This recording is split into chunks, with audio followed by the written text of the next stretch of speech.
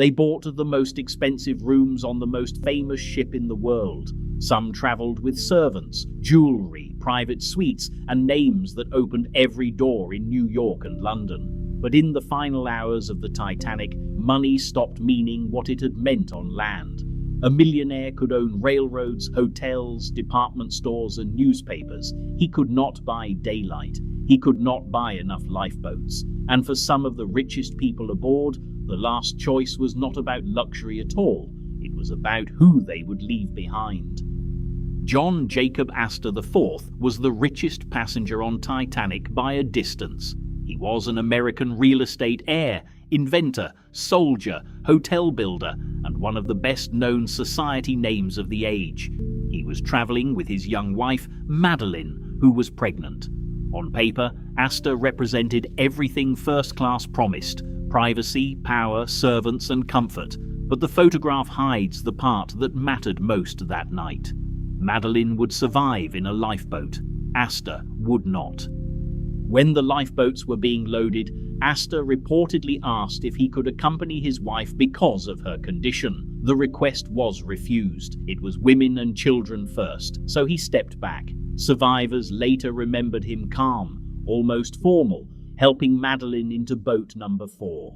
His body was recovered days later by the Mackay Bennett. The richest man on the ship was identified not by fortune, but by initials sewn into his clothing and the personal objects found with him. Benjamin Guggenheim came from another American dynasty, the mining family whose money stretched across copper, silver, and industry. The famous story says that after realizing there were not enough lifeboats, Guggenheim changed out of his life jacket and into evening clothes, saying he was prepared to go down like a gentleman. The exact wording may have grown with retelling, but the central fact remains: he did not survive. His wealth had put him in first class, but by 2 a.m, it could not move him one deck closer to safety. Isidor Straus had helped build Macy's into a department store empire. He and his wife Ida were elderly, respected, and inseparable. Their story became one of the most repeated memories of the disaster because it was not about panic. It was about refusal. Ida was offered a place in a boat. Isidor, as a man, would not go while women and children remained aboard. Ida then refused to leave him. Witnesses remembered her saying she would not be separated from her husband. The Strauses had been married for decades. In the cold arithmetic of the sinking, Ida had a better chance than Isidor, but she chose the life they had lived together over survival alone. Isidor's body was recovered. Ida's was not. Their money could have filled a mansion, paid for servants, and made them famous in New York society. What survived most clearly was not the money. It was the image of an old couple choosing not to part at the end. George Widener was a Philadelphia streetcar magnate, part of a family whose wealth was tied to transport, investment, and high society. The image we have is small, almost fragile, which is fitting in a brutal way. Many of Titanic's richest passengers are now remembered through imperfect archive fragments. A clipped portrait, a passenger list, a newspaper line. Widener died with his son Harry. His wife Eleanor survived. Harry Elkins Widener was young, wealthy, and already known as a serious book collector. After his death, his mother funded the Harry Elkins Widener Memorial Library at Harvard. That is one reason his name still echoes outside Titanic history. The disaster did not only erase lives, it changed institutions, donations, memorials, and family legacies. A private loss became a public building because one family tried to turn grief into memory. Charles Melville Hayes was president of the Grand Trunk Railway. He was not just rich, he was a man who thought in routes, timetables, expansion, and the future of transport.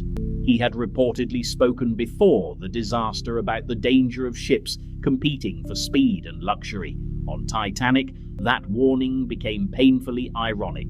Hayes died in the sinking. His wife and daughter survived, returning to a world where his own industry had to carry the news of his death.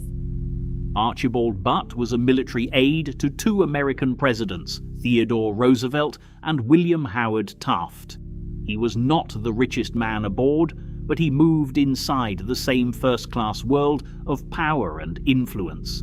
Survivors described him helping maintain order as boats were loaded. His death hit Washington personally. President Taft was devastated. Titanic was not only a shipping disaster, it sent shockwaves through politics, business, publishing, and finance.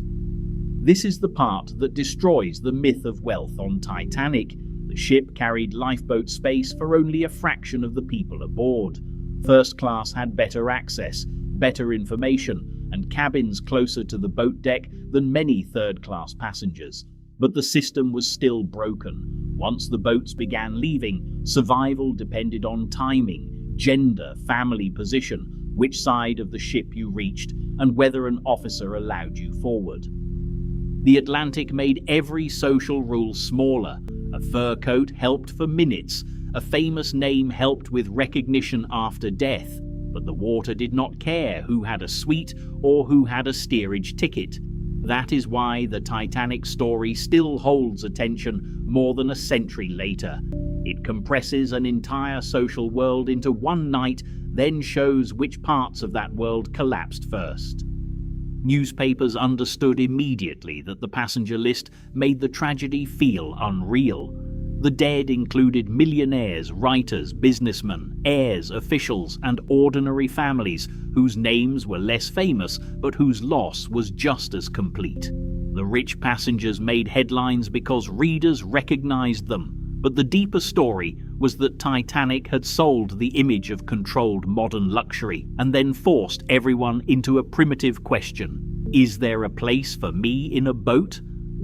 When crowds gathered for news, money still mattered in one way. Rich families had lawyers, agents, and newspapers tracking every rumor. But grief made the waiting look the same. People searched for names. Some found them on survivor lists. Others found silence.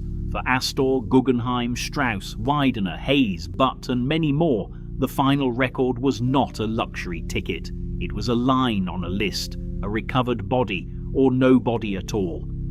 The millionaires who died on Titanic are remembered because their lives were documented in photographs, society pages, and business records. But their deaths matter for a larger reason. They reveal the false promise at the center of the ship.